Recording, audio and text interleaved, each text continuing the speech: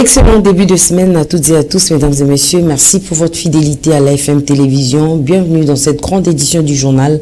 Le sénateur du Haut-Katanga, Jean-Michel Samalou Kondé, est élu président du bureau définitif du Sénat avec 84 voix, alors que son challenger, Jonas Mukamba, n'a pu obtenir que 9 voix. Tel est le résultat du vote secret qui s'est déroulé ce lundi pour l'élection des membres du bureau définitif du Sénat. L'ancien Premier ministre, à l'heure de la présentation de son programme, promis aux sénateurs qu'il mettra tout en œuvre pour faire du Sénat une chambre efficace, moderne et accessible. Dans un autre registre, le président angolais João Lourenço est arrivé ce lundi à Kinshasa pour une visite de travail avec le président Félix-Antoine Tshisekedi dans le cadre de la médiation de l'Union africaine pour le retour de la paix dans l'est de la RDC. Un tête-à-tête entre le président angolais et son homologue congolais a eu lieu à la Cité de l'Union africaine. Les échanges ont tourné autour du processus de Luanda et du cessez-le-feu décidé par la RDC et les Rwandais lors de la réunion ministérielle du 30 juillet dernier à Luanda. Reportage. Les deux chefs d'État ont salué l'entrée en vigueur du cessez-le-feu le 4 août et les deux ont réitéré et exprimé leur attachement ferme à ce que ce cessez-le-feu soit respecté et observé par toutes les parties signataires de ce cessez-le-feu. Les deux dirigeants ont aussi fait appel à ce que toutes les autres prévisions et tous les efforts en cours pour créer un environnement propice à la résolution durable du conflit soient maintenus. Et dans cet égard, le président de la République, son Excellence Monsieur Félix-Antoine Tshisekedi Tshilombo, a réitéré la pleine disponibilité du gouvernement congolais à participer à toutes les prochaines étapes du processus de Luanda sous les auspices du médiateur, son Excellence Monsieur João Lourenço. Les deux ont aussi salué les événements récents au-delà de la région, à savoir aussi la mobilisation d'autres parties prenantes qui ont, à travers leurs bons offices, contribué à cet environnement propice et à l'accompagnement du processus de Luanda. Le président angolais a réitéré son vœu dans le processus du retour de la paix dans l'est de la République démocratique du Congo, c'est de s'impliquer complètement afin que cette médiation de l'Union africaine puisse réussir. Je vous propose de suivre le ministre angolais qui donne ses précisions. Comme dit ça à mes collègues, mon collègue vient de le dire, son Excellence Jean Lourenço Gonçalves est en visite ici dans la cité de Kinshasa pour une rencontre avec son homologue, le président Félix-Antoine Tshisekedi Tshilombo, avec qui ils ont eu un tête-à-tête et plus précisément sur les questions sécuritaires et les cessez-le-feu qui a été signé le 4 août de ce mois. Et ils ont réitéré ensemble leur engagement pour ces processus de Luanda. Et au-delà de tout, le président Tshisekedi, dont la RDC est une des parties prenantes de ce processus, et il a affirmé de continuer à travailler dans l'esprit de cet accord. Et les deux chefs d'État vont continuer à travailler ensemble pour consolider la paix et l'accord qui a été signé. La SENCO a également réagi au sujet de la signature d'un accord de cessez-le-feu entre la RDC et le Rwanda. Pour les prélats catholiques, les partenaires internationaux doivent considérer la guerre qui prévaut dans l'est de la RDC au même titre que l'Ukraine et le Moyen-Orient. Pour plus de précisions, suivez cet élément. Un cessez-le-feu a été conclu entre la République démocratique du Congo et le Rwanda dans le conflit qui oppose les FARDC et la rébellion du M23 soutenue par Kigali. C'est l'essentiel à retenir lors de la deuxième réunion ministérielle entre la RDC et le Rwanda tenue à Luanda sous la médiation de la République d'Angola.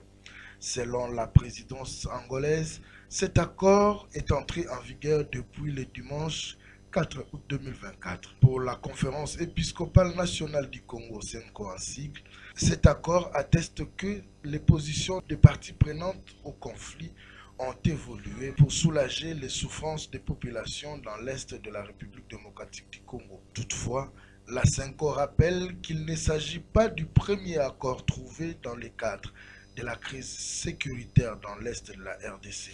Les communiqués de la CENCO signés par Monseigneur Cholet déplorent le fait que les partenaires internationaux n'arrivent toujours pas à considérer la situation en République démocratique du Congo comme ils le font pour l'Ukraine. Pendant ce temps, sur le terrain, les forces armées de la République démocratique du Congo continuent d'éprouver d'énormes difficultés face aux rebelles du M23 soutenus par le régime de Paul Kagame, selon plusieurs rapports des Nations Unies.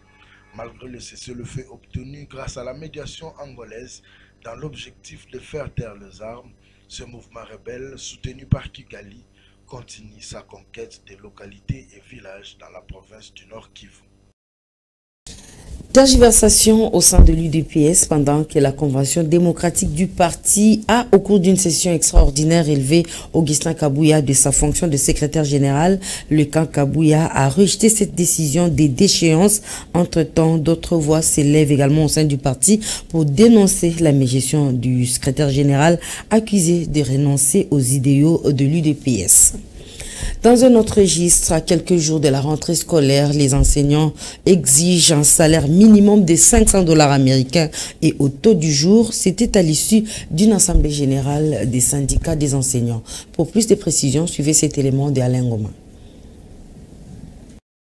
Les enseignants congolais exigent un salaire minimum de 500 $ avant la reprise des cours prévue pour le 2 septembre prochain. Ils menacent de ne pas reprendre les classes si cette demande n'est pas satisfaite. Les représentants syndicaux ont exprimé cette revendication lors du lancement des travaux de la commission paritaire Ban syndical gouvernement le samedi 10 août en présence du ministre de l'Éducation nationale et du vice-premier ministre de la fonction publique Jean-Pierre Liao. Les syndicalistes ont brandi des pancartes indiquant 500 $ ou rien et ont affirmé leur mécontentement face aux promesses non tenues par le gouvernement. Le vice-premier ministre en charge de la fonction publique a exhorté les syndicats à concilier la volonté de progrès avec le réalisme, tout en réaffirmant l'engagement du gouvernement à maintenir un dialogue permanent. Les travaux de la commission paritaire incluent également des discussions sur le statut des enseignants, la suppression des zones salariales, la prise en charge médicale et la mise en place d'une cantine scolaire. Célébration de la Journée internationale de la jeunesse, le gouvernement congolais, par le biais de la ministre de tutelle, a appelé les jeunes à s'impliquer dans le processus de paix. Le gouvernement va donc procéder à cet effet dans les tout prochains jours au lancement de la campagne d'éveil patriotique dénommée Topesa RDC Chance. Et que pense la jeunesse congolaise au sujet de cette célébration? Je vous convie à suivre ces jeunes interrogés par Lionel Ngolo. Oui, la jeunesse congolaise est vraiment dans les oubliettes. C'est une question cruciale où aujourd'hui, comme c'est une journée internationale de la jeunesse, il faudrait que les jeunes réfléchissent encore et encore sur les actes qu'ils posent. Il faut vraiment que tous les jeunes se réveillent, il faut vraiment que tous les jeunes sachent comment est-ce qu'ils doivent se comporter face à ceux qui les négligent. Vous voyez, aujourd'hui la jeunesse est marginalisée. Sur le plan politique, la jeunesse est oubliée, sur le plan administratif et même sur le plan de la répartition des postes décisionnels, la jeunesse est oubliée. Or, c'est la jeunesse qui fait la force même de ce pouvoir, la jeunesse qui fait la force même du développement de ces pays. Alors, je demande à tous les jeunes de bien vouloir travailler, tout le monde à son domaine, pour la contribution effective du développement de notre pays. Ce que je peux dire aux jeunes Congolais, c'est simplement bon courage. Les temps ne sont pas bons pour vous, mais prenez courage, demain sera meilleur. En regardant la situation qui se passe dans notre pays concernant la jeunesse, nous voyons que la jeunesse est abandonnée à son triste sort. Les jeunes manquent de modèles, les jeunes manquent de repères. Les jeunes sont là abandonnés à eux-mêmes. Mais ce que je peux leur dire, peu importe les circonstances, peu importe l'état où vous êtes, levez-vous Soyez la lumière de cette nation. Les occupants des maisons situées au quartier Founa dans la commune de Limete interpellent les autorités à trouver de solutions sur les problèmes d'insécurité qui gangrènent ce coin de Kinshasa. Je vous propose ce cri dans ce reportage de Delphin Moukeba et Rabi Fouka. Quand on parle de l'insécurité, l'on voit directement ces coins, car les habitants de ces quartiers se disent fatigués de vivre dans cette situation lamentable. Il ne cesse d'expliquer la complicité qui existe entre les policiers et le délinquant, comme a expliqué cette dame. La police n'a pas la kacha bandako boya biso bakiparate bosa bango lo côté ba karabato kai ba pakale ba yeko ya lenga moibi kokote bana bandako kokangabana kosa désordre moité. Pour la population, il est plus urgent que les autorités agissent dans l'immédiat. Je n'ai appelé ça solution à auditorat ba ko la police et la kaweli. Pour tout dire, cette situation s'est généralisée dans plusieurs communes de la ville-province de Kinshasa. Le plaintes sont légion le long des journées. Société toujours, les habitants du quartier Mboukou déplorent la difficulté d'eau trouvée dans leur quartier. Ils exigent de la régie des eaux l'installation de la tuyauterie afin de pallier à cette difficulté. Je vous propose cet élément de Delphin Moukeba et Rabi Fouka encore une fois. Ce tuyau n'est pas celui de la régie des eaux, mais du forage. Depuis belle lurette, les habitants du quartier Mboukou n'ont pas vu de leurs yeux l'eau provenant de la régie des eaux, mais ne vivent que de l'eau des forages créée par la fondation qui distribue de l'eau dans différentes avenues. Nous n'avons pas d'eau. Ça fait longtemps qu'on avait l'eau de la régie des eaux, mais qui n'existe plus maintenant. Les robinets ne sont que des échantillons dans des parcelles. Vous pouvez être même le 17e journaliste qui arrive ici. Parlons de ces problèmes d'eau, mais aucune action n'est posée à ces propos. Au regard des heures fixées par les responsables du forage pour la distribution d'eau, certains sortent le matin sans pour autant la puiser. Suite à cette souffrance, certains réclament l'eau de la régie des eaux, celle du forage nécessitant des moyens financiers chaque jour, car un bidon coûte 150 francs congolais. Nous avons besoin de la régie des eaux pour que chacun ait son robinet dans la parcelle. Cela lui facilitera la tâche, qu'il ait de l'argent ou pas à ouvrir sa pompe et s'approvisionner en eau pour payer à la fin du mois. Pourtant, quelques habitants de la zone disent avoir été déjà entendus par plusieurs autorités et la presse, mais en vain. Pour rappel, le directeur général de la régie des eaux, David Chulumba, avait annoncé récemment que la desserte en eau potable s'est améliorée à près de 70% à Kinshasa.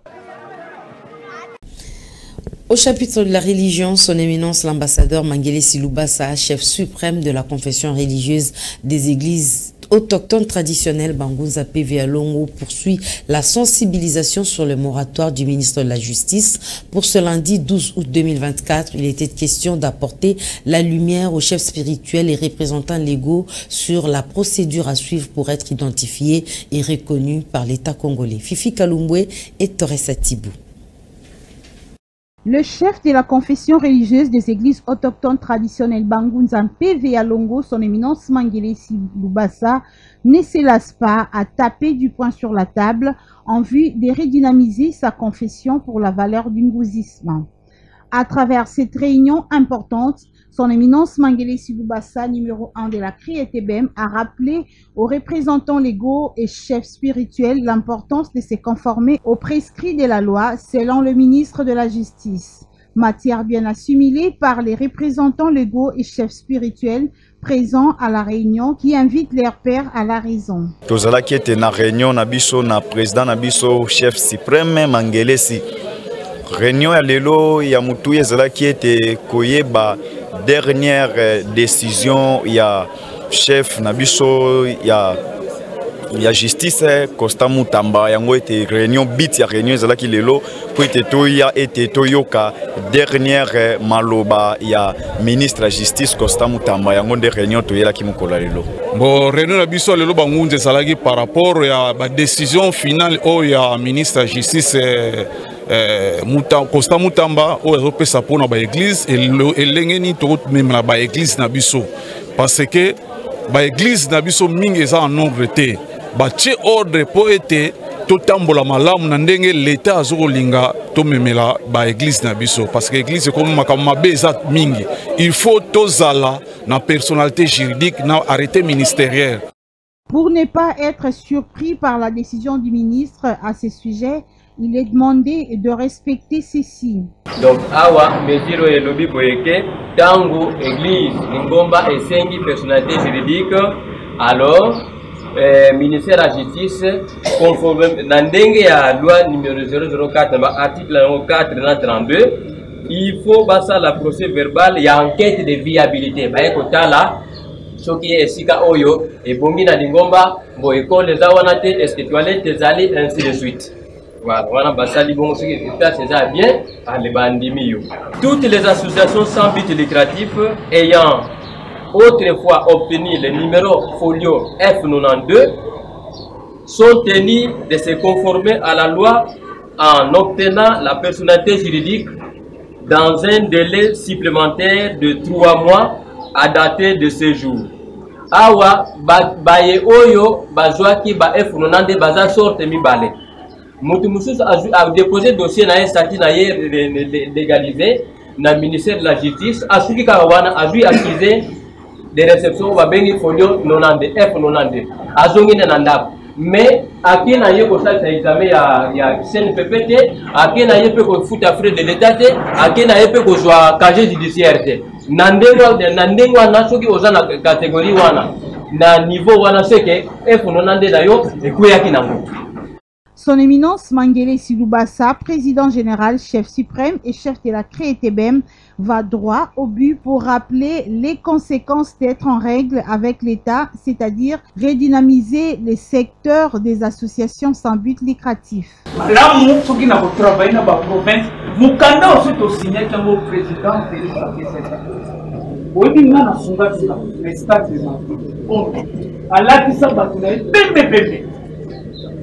Ndemo kolona pesa na jiba lobi otambola lusuku na lobi na ngumba bazana ko.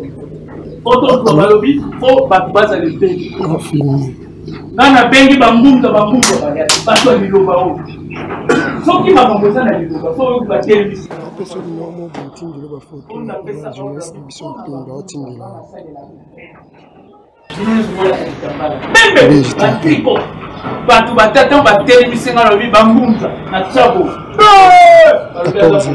Allez, un autre point abordé au cours de cette réunion était la présentation du nouveau comité pour le suivi des activités de la CREETBM, puis la prière de clôture. Mesdames et messieurs, c'est par ce message du chef suprême de la CREETBM que nous bouclons complètement cette édition du journal. Merci de l'avoir suivi. Excellente soirée chez vous et bonne suite de programmes sur la FM Télévision. Vous ne serez jamais déçus.